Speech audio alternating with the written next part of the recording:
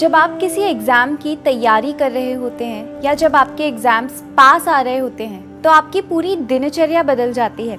जहां आप सुबह 7 बजे से पहले नहीं उठते, वहीं सुबह 4 बजे या 5 बजे उठने लगते हैं। जहां आप पूरा दिन सोशल मीडिया और फ़ोन स्क्रॉल करते हैं या मूवीज़ देख के निकाल देते हैं, अब सिर्फ खाने के लिए समय निकालते हैं, बाकी पूरा टाइम पढ़ाई करते हैं।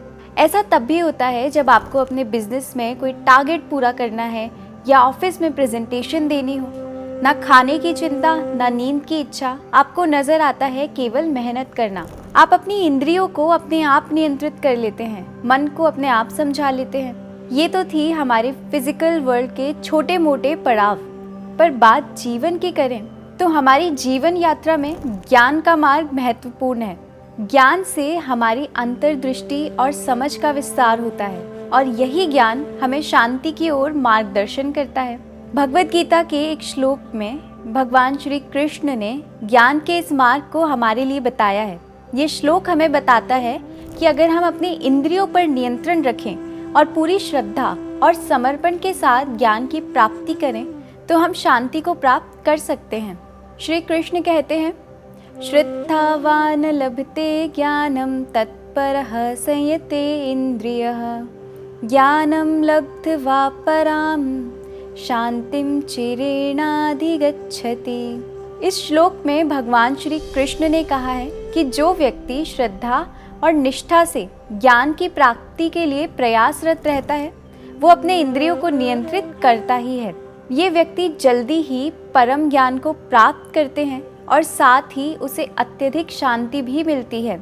हमारे जीवन में जब भी हम कोई कठिनाई का सामना करते हैं तो ज्ञान ही है जो हमें सही दिशा दिखाता है, और जब हम अपने इंद्रियों पर नियंत्रण रखते हैं तो हम इस शांति को महसूस कर पाते हैं। श्रद्धा और समर्पण के साथ अपने लक्ष्य की ओर बढ़ने से ही हम वास्तविक सुख और शांति की प्राप्ति कर सकते हैं। इस श्लोक में हमें ये सीखने को मिलता है कि केवल ज्ञान प्राप्त करना ही नहीं, बल्कि उसे सही तरीके से अपनाना और अपनी इंद्रियों पर नियंत्रण रखना भी ज़रूरी है, जो हम अपने जीवन के छोटे मोटे पड़ाव पार करने के लिए कर भी लेते हैं, पर कुछ टेम्पररी समय के लिए।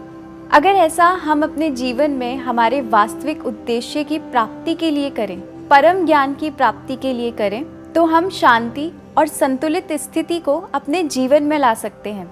अब ये ज्ञान कहाँ से मिलेगा?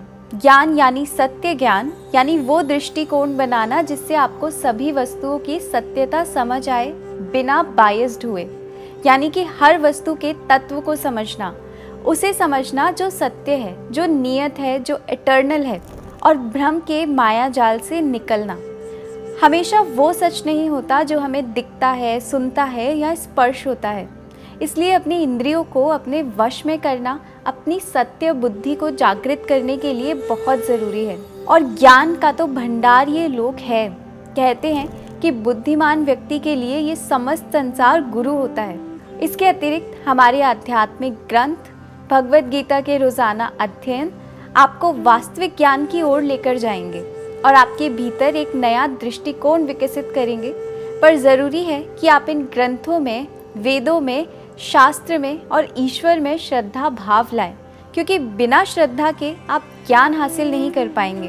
बिल्कुल वैसे ही जैसे जब आपको किसी डॉक्टर में या किसी मेडिसिन में विश्वास नहीं होता, तो वो कितने ही अच्छे क्यों ना हो, कितने ही गुणकारी क्यों ना हो, आपकी व्याधि ठीक नहीं हो पाती।